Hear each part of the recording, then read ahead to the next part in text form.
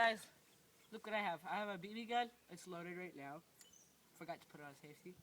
And a live 12 gauge round. And I'm gonna fire the BB. Hopefully that'll fire at the 12 gauge round and hit that cardboard box. So here we go.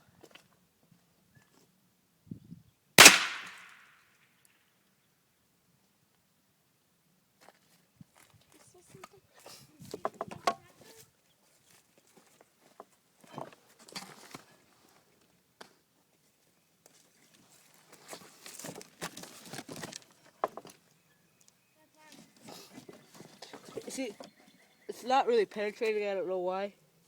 This is where all the little BBs hit. For some reason, it's not penetrating. I guess because, let me find the round.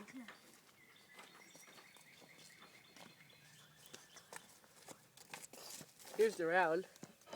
There's a bunch of unburned powder in here. Here's what it looks like.